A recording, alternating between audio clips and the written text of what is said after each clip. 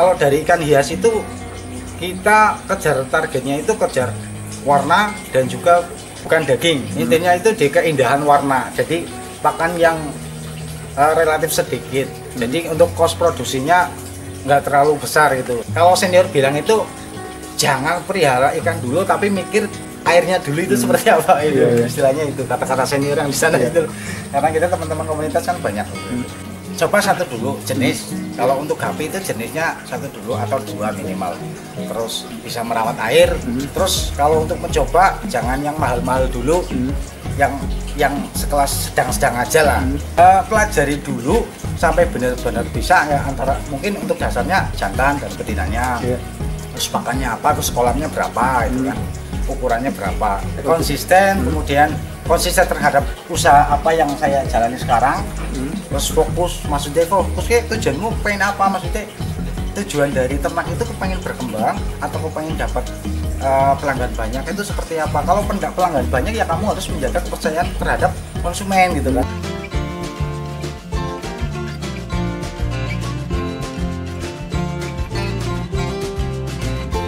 Dulu itu kita ternak itu ikan konsumsi, tapi karena beberapa kali gagal ya karena faktor pakan yang banyak dan juga kendala penyakit yang lain. Kalau dari ikan hias itu kita kejar targetnya itu kejar warna dan juga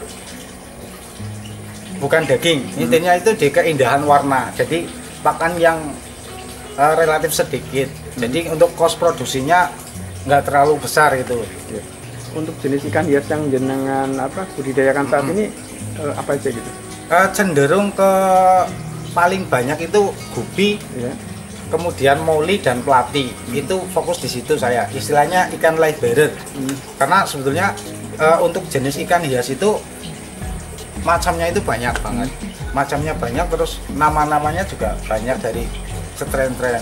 Untuk kualitas gapi kita harus menjaga strain biar kualitas ikan itu tetap bagus, warnanya bagus, terus dari bentuk sirip ekor itu tetap bagus. Dan juga untuk pembudidayaannya pun kita simple, kita pakai barang bekas semua ini. Ada yang pakai bak bekas, terus kemudian ada saya bambu itu kandang puyuh, tadinya saya rombak jadi kandang seperti itu. Itu tadi untuk yang kan ada 3 jenis ya, ada gapi, plati, sama moli ya. Mungkin bisa cerita mas tahapan-tahapan budidaya untuk ketiga jenis ikan tersebut.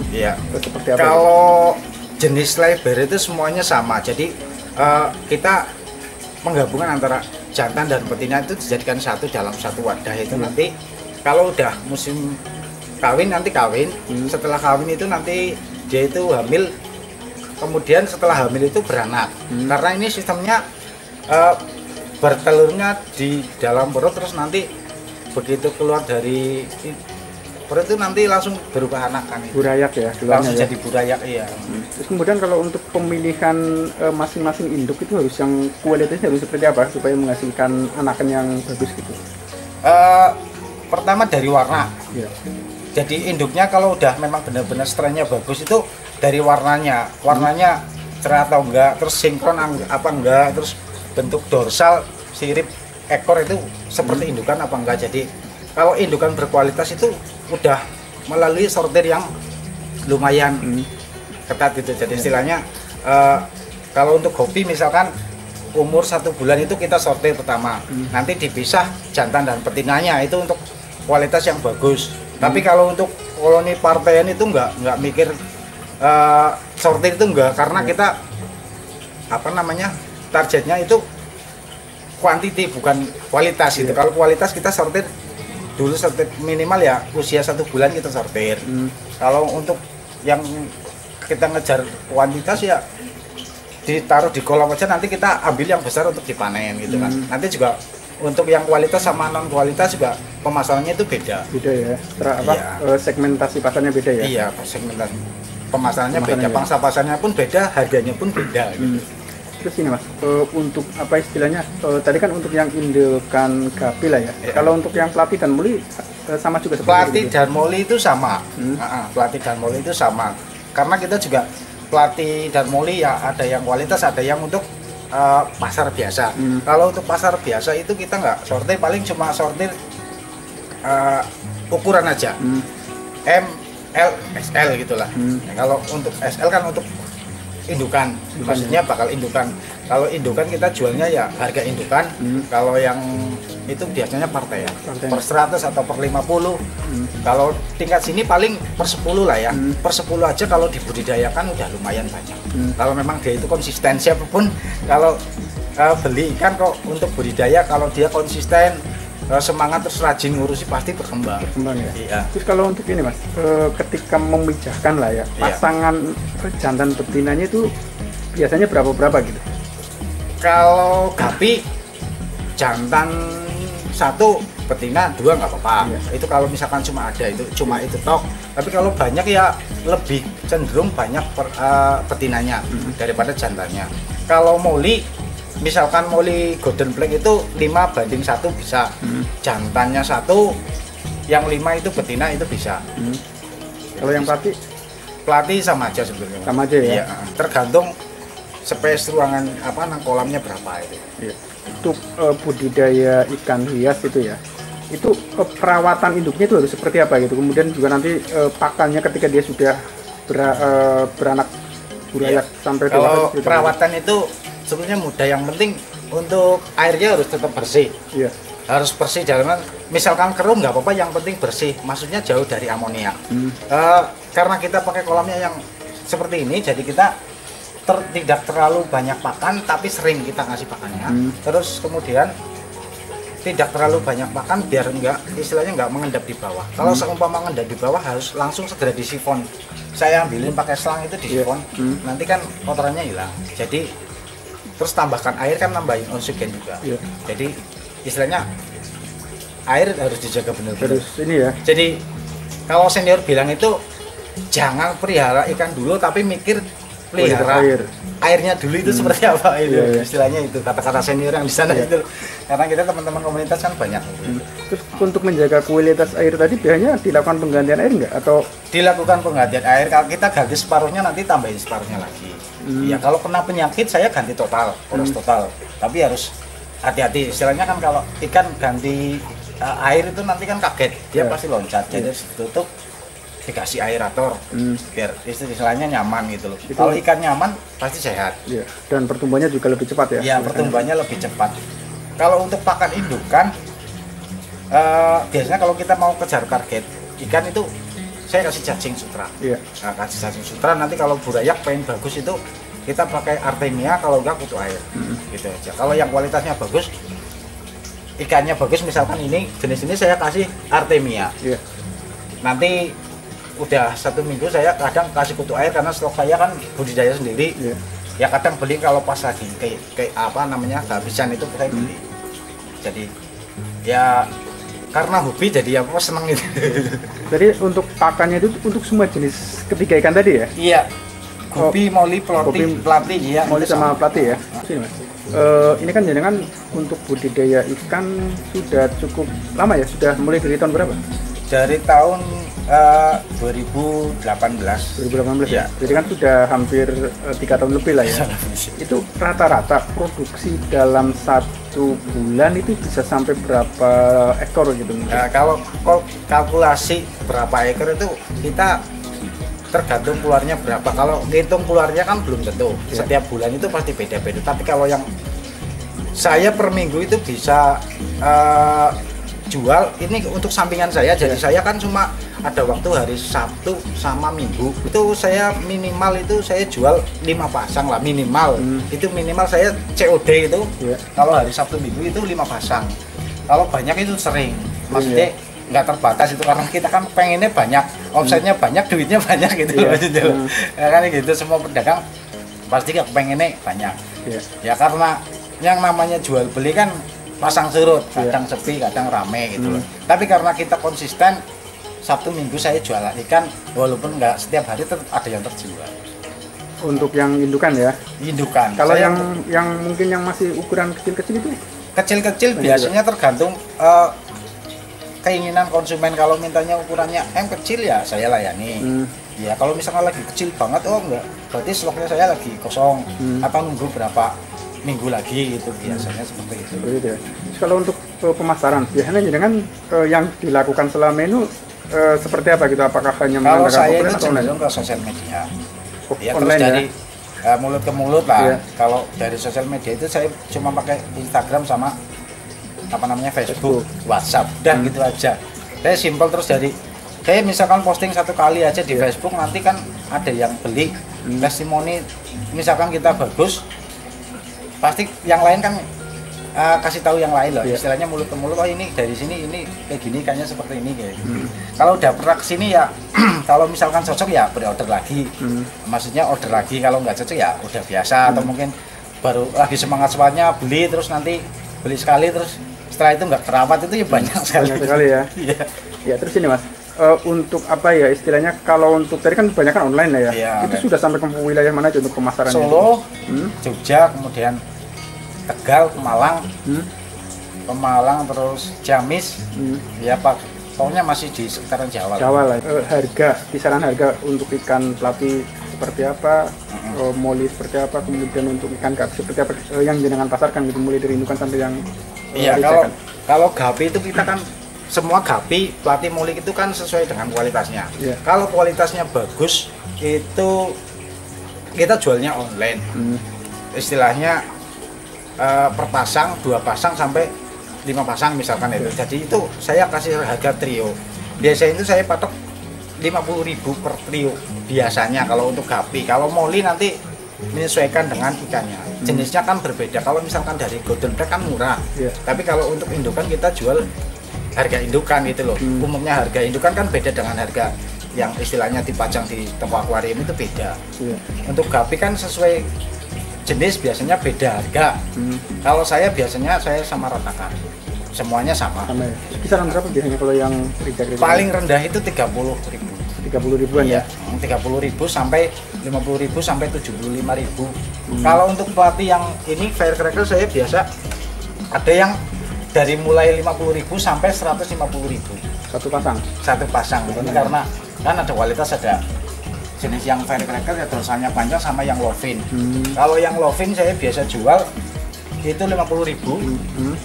Kalau yang dorsal umuran agak dewasa, itu dewasa kan belum tua banget, itu saya 75. Kalau yang udah indukan gede, udah matang, udah gede sebesar jari ini, itu biasanya 150.000 ya? 150, itu firecracker. Oh, yang jenis itu ya? Cuman untuk menciptakan jenis yang firecracker itu susah banget. Jadi kenapa kok mahal? Satu ya ikannya memang seperti ini, blood red, full merah. Untuk menciptakan seperti ini tuh susah. Dalam satu peranakan paling berapa persen keluar seperti ini gitu. Makanya saya faktor apa yang menyebabkan jenis-jenis sangat susah untuk diternakan itu? Mungkin karena genetik. Genetik dari sana itu sudah seperti itu. Saya beli indukan seperti itu kok. Istilahnya untuk kualitas ikan ini memang susah untuk mendapatkan ikan yang sesuai indukannya gitu. Yang bagus gitu ya. Iya, tapi jadi ada harus perbaikan kualitas. Kan rumusnya kalau saya low fin dengan high fin, nanti berapa persen high fin gitu loh, cenderung kemana itu lagi dicoba-coba, dan ternyata memang kita sudah mencobanya, ada hasilnya. Kalau low fin dengan low fin itu hasilnya pasti low fin, siripnya itu pasti low fin. Kalau low fin dengan high fin itu paling jantannya low fin, betinanya high fin, itu kemungkinan 30% lah yang jadi high fin itu loh. Nah, kalau dari high fin dengan high fin itu 50% sampai ke 70%. Itu yang sudah kami coba seperti itu. Jadi memang faktor genetik ya itu yang menyebabkan apa? Kalau kita ingin memperbaiki genetik ya harus disortir yang paling bagus mana. Terus nanti di breed itu jantan dan betina, nanti pasti keluar yang reject langsung dibuang, langsung kita pilih sesuai kualitas kita yang kita inginkan gitu. Nanti harus telaten lah, harus rajin itu ikan ini harus perlu disortir sih. Begitupun kalau di ikan konsumsi kan pasti ada penyortiran, yaitu besar kecil. Jadi yang besar disendirikan, nanti yang kecil juga di pembesaran biar pakannya itu meratakan. Budidaya ikan itu kan kadang muncul kendala ya. Nah, ini yang jenengan alami selama budidaya ikan hias hampir 3 tahun ini apa sih gitu yang kendalanya? Kalau sini kendala saya itu keong pertama itu keong, karena mau keong ini keong sawah, kayaknya mungkin bawa dari itu apa ganggeng. Itu saya ganggeng kan ambil di sungai, jadi otomatis ada telur apa namanya keong yang nempel situ dan kita bertumbuh di kolam-kolam ini. Kendalanya itu keongnya itu makan pelet atau mungkin cacing sutra yang kita taruh di tempat itu pasti dimakan sama keong gitu loh. Jadi pemborosan pakannya di situ. Itu satu. Yang kedua itu penyakit. Pasti kalau kita ternak ada penyakitnya lah, entah itu. Kita kalau itu biasanya sering jamur, itu sering ketika musim dingin. Tapi harus ada penanganannya ya, karena kita budidaya kan kelanjutan ke depannya harus berpikir gimana caranya ini ngatasin jamur. Kita pakai metilbu atau enggak obat biru sama garam. Ya kalau bisa, kalau memerlukan pemanas heater ya kita kasih pemanas. Tapi kalau untuk gapi kan dikasih pemanas kasihan. Gitu loh. Kita jarang. Untuk white spot kadang ada white spot, terus kemudian yang susah itu bagi kami itu kutu jarum. Karena kutu jarum itu satu ekor bisa kena 2 kutu. Itu kita harus kalau misalkan pengen itu selamat kita cabutin satu-satu. Itu untuk kutu jarum. Kutu jarum itu kan yang agak besar, misalkan moli, kalau kita moli kan agak lumayan indukannya gede-gede. Terus sama saya juga koki juga ada, tapi koki jarang, sesuai kebutuhan aja. Itu indukan koki kena jamur, kena jarum, kutu jarum itu dicabut ya. Dicabut. Nanti kalau 2 hari lagi cek lagi, kalau ada lagi cabut lagi. Insya Allah sembuh. Jadi untuk penanganan kutu jarum harus rajin menyabut itu ya? Kalau saya cabutin ya. Jadi pasti kelihatan sih cabut itu pakai pinset, kalau enggak pakai apa itu dicabut saya. Terus gini Mas, untuk apa istilahnya prospek, menurut jenengan prospek budidaya ikan hias ini seperti apa gitu? Iya, prospek itu tergantung kita kualitasnya, pangsa pasarnya kemana. Kalau kita ngejar kualitas atau kuantitas itu. Kalau kuantitas itu stabil terus, kita bisa jual ke pasar, kita bisa jual ke toko akuarium gitu ya. Kita juga bisa jual ke tengkulak itu kita bisa. Itu jadi insya Allah selalu stabil. Kalau untuk pangsa pasar yang pasar biasa itu stabil, karena kita kan ada yang untuk onlinean, ada yang untuk pasar biasa gitu, pasar lokal gitu loh. Kita nggak pakai online gitu loh. Sekalipun online itu saya ngirimnya untuk yang ikan pasir itu banyak. Misalkan 100 ekor, 100 ekor, kita jasa pengirimannya juga beda. Terus jenis ikan hias itu macamnya banyak Mas. Jadi sekarang itu lagi musim apa, kayak kemarin kan booming cupang. Kita juga jualan cupang lah, kita ngebreed sedikit-sedikit lah. Kita ngebreed cupang, kita juga ada cupang, karena kita kan basicnya ikan hias. Jadi terkenalnya kan bakul ikan hias, jadi otomatis kalau nyari ke tempat aja ikan yang dicari. Karena kemarin lagi booming cupang, nyarinya cupang gitu. Terus kemarin juga lagi booming ikan koki, nyarinya koki ke sini ya. Saya adain koki gitu. Istilahnya kalau bisa ternak memungkinkan waktunya ternak, kalau nggak memungkinkan ya saya ambil di pasar gitu. Tempat lain ya. Ya untuk gapi dari dulu sih stabil harganya Mas. Istilahnya gitu. Ya nggak naik nggak turun tapi stabil tetap ada peminatnya. Kalau kita kan gapinya jenis gapi pemula. Jadi kalau pemula kan ngejarnya yang murah, maksudnya yang lebih murah itu loh. Ya murahnya kan kalau gapi kan tetap ada harganya gitu kan. Karena untuk belajar kan kadang mikir, wah aku ingin belajar gapi tapi nggak usah mahal-mahal lah. Yang murah aja, maksudnya kan ada yang 50.000, 75, 150, ada yang 1 juta gitu kan. Ya namanya ikan hias kan sesuai jenisnya seperti apa itu. Jadi intinya kalau untuk pemasaran ikan hias, kalau kita konsisten, kita istilahnya serius, pasti ada hasilnya, pasti menguntungkan. Kalau selama ini berarti yang jenengan lakukan cukup menguntungkan ya untuk budidaya ikan hias? Alhamdulillah ya Mas. Selama setidaknya ya cukup lah. Modal awal jenengan dulu mulai usaha ini sampai berapa gitu kira-kira? Kalau cerita modal itu gimana ya Mas, saya kan dulu itu senang banget, maksudnya saya beli online semua Mas. Kalau yang untuk bagus itu gapi itu saya online. Jadi saya online Mas, saya beli ini di Facebook waktu itu, platform Facebook. Ya saya kan kira-kira ya sudah kenal dekat, terus dia pemasarannya. Ini juga tips juga ya untuk maksudnya kita mau beli online, kita harus tahu profilnya itu orangnya seperti apa, dia biasa jualan ikan itu pengirimannya gimana, terus testimoninya orang itu gimana. Itu saya juga seperti itu. Kemudian saya percaya orang, jadi saya beli dari indukan tersebut. Pertama itu 2 jenis, AFR sama Sky Blue. Alhamdulillah sekarang masih ada indukannya, jadi kan saya jaga terus ya, istilahnya masih ada. Terus dulu saya modal cuma dua indukan, dua jenis dua indukan, dan itu trio macam-macam, masing-masing jenis itu trio. Trio, terus pengen lagi beli lagi jenis yang lain, misalkan dragon dan lain sebagainya, lama-lama nambah jenisnya ke moli, ke plati. Kalau plati itu moli itu saya ambil bagian ke peternak, pasar gitu loh, nggak semuanya online. Kalau ini saya ambil online, dulu itu online, saya jualnya juga online. Kalau di sini pemasarannya agak susah karena ya harganya ya mungkin harganya lebih tinggi ya dari yang ikan yang lain. Kok ikan kecil gini kok mahal gitu kan. Tapi karena kesenangan jadi nambah satu dari ini, saya juga dari farm juga, dari sini juga. Maksudnya saya nggak harus ngerokok kantong. Jadi saya dari dua kopi jenis ini saya kembangkan, saya jual, saya buat beli indukan lagi. Itu masih ingat dulu itu saya jual 5 pasang online ya, itu nggak seberapa lah hasilnya lah, tapi karena ya saya ingin berkembang, saya beli lagi dengan harga online, istilahnya saya beli di sana, jual ke sana, saya beli ke sana gitu kan. Otomatis kan uang itu aja. Terus nambah kolam, ini kolam tadinya kandang puyuh, saya breed nekat lah istilahnya, karena kebutuhan oke ini kayaknya dimanfaatkan bisa untuk kolam gapi, karena kolam gapi kan nggak harus luar gitu. Jadi saya sekat-sekat itu jadinya kolam seperti ini. Sampai sekarang ini malah jalan. Tapi karena ini misalkan kan saya dari, kalau ini kan saya kumpulin ikan dari cek misalkan. Ikan dari cek saya kumpulin sampai, jadi misalkan saya ambil dari sini, saya ambil beberapa ekor kan saya jual. Jadi mungkin bisa untuk operasional yang lain gitu loh misalkan. Jadi bisa saling menutupi ya? Iya, jadi saling menutupi. Jadi kali misalkan ini semua ini pun dari model satu, nanti berkembang untuk ini dan ini. Indukan yang di sini nanti bisa taruh di sini, kan otomatis ikannya lagi banyak. Itu semua jenis seperti itu semua. Nanti juga ada yang di luar sana juga ada. Terus selain ikan moli, karena kemarin juga booming lagi, sekarang lagi booming itu ikan lohan. Kita ngebreed lohan, terus kita besarin di kolam juga.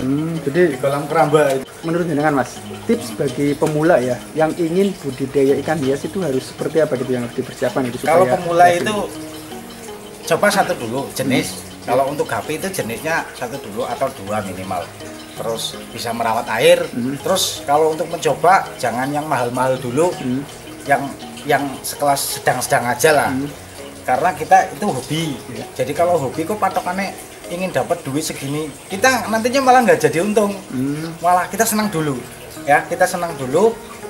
Terus nanti kalau kita udah bisa istilahnya ternak yang ini jenis ini misalkan sendolan katakanlah, nanti naik lagi ke yang ikannya yang kira-kira kita udah bisa beli yang mahal lagi. Nanti kalau kan otomatis kalau kita beli indukan yang mahal, nanti ikannya pun kita bisa jual dengan harga yang sama gitu loh. Jadi tipnya pelajari dulu sampai benar-benar bisa ya, antara mungkin untuk dasarnya jantan dan betinanya, terus pakannya apa, terus kolamnya berapa itu kan, ukurannya berapa. Jadi nggak harus muluk-muluk lah istilahnya, nggak harus model gede, itu nggak. Dari ember bekas saja saya dulu itu pakai ember seni. Bisa ya, saya pakai ember ini cuma satu dulu. Sekarang saya ada 20-an, ini paling cuma 20 ribuan. Itu bisa untuk budidaya ini misalkan 5 ekor 5 pasang itu di sini bisa. Tapi nanti untuk persatingannya, nyortirnya nanti dipisah lagi ke itu. Ini telah bisa banyak. Dan jadi pakan untuk di desa itu banyak untuk air ya. Jentik nyamuk, kalau untuk ukuran dewasa itu jentik nyamuk itu bisa. Jadi terus, banyak alternatif pakan juga ya. Alternatif pakan kita bisa budidaya sendiri, contohnya misalkan untuk air. Kalau kita cacing sutra nggak sempat budidaya karena kita beli maksudnya cukup dekat itu lah, nggak harus budidaya. Yang penting kita beli paling 20.000 juga awet itu kan. Setiap hari makan cacing kan enggak setiap hari. Nah yang jenengan pegang atau prinsip-prinsip jenengan ketika jenengan berwira swasta itu apa gitu? Konsisten Mas. Ya, konsisten, kemudian konsisten terhadap usaha apa yang saya jalani sekarang. Terus fokus, maksudnya fokus kayak tujuanmu pengen apa, maksudnya tujuan dari ternak itu kepengen berkembang atau kepengen dapat pelanggan banyak, itu seperti apa. Kalau pelanggan banyak ya kamu harus menjaga kepercayaan terhadap konsumen gitu kan.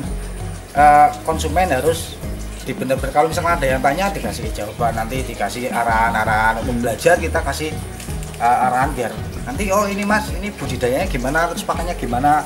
Terus nanti kalau kita penjualannya pun kita kasih Mas kalau penjualannya seperti ini dan itu nanti relatif lah, maksudnya sesuai kebutuhan pasar gitu. Kebanyakan orang itu karena kan saya sampingan, yang saya ajarin lebih sukses dari saya itu banyak, karena mereka konsisten dengan apa yang ingin dia ternak itu, konsisten itu banyak. Ada yang berkembang sampai 10 kolam, ibaratnya melebihi kolam saya itu udah banyak. Yang ya mungkin kan bukan cuma belajar dari saya, kan dari peternak lain, yang gitu. Lain ya.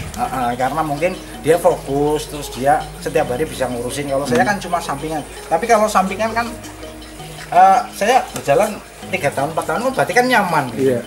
Berarti saya betah gitu loh. Kebanyakan kan biasanya kan kalau baru 2 bulan udah nyerah, capek itu. Jadi intinya kembali ke fokus lah. Nah, karena senang juga. Kalau senang, udah senang ngurusin dengan benar pasti dapat uang. Uang itu hasilnya kan uang. Ya kan, hobi tapi menghasilkan uang kan gitu semuanya. Jadi yang penting fokus dan konsisten tadi fokus, ya. Jadi nanti kepengen ikan hias yang lain bolehlah dicoba itu. Harapan jenengan terhadap usaha budidaya ikan hias seperti apa gitu? Harapannya ya pangsa pasarnya itu harapannya itu stabil, Mas. Kayak misalkan kan kayak di ikan koki kan harga naik turun. Harga naik turun di gapi juga naik turun. Kadang kalau pas lagi ada kontes tuh ikan gapi cupang itu pasti naik, artinya juga harganya naik. Terima kasih Mas Arif untuk wawancaranya. Semoga usaha budidaya ikan hiasnya tambah sukses dan tambah maju ya. Amin.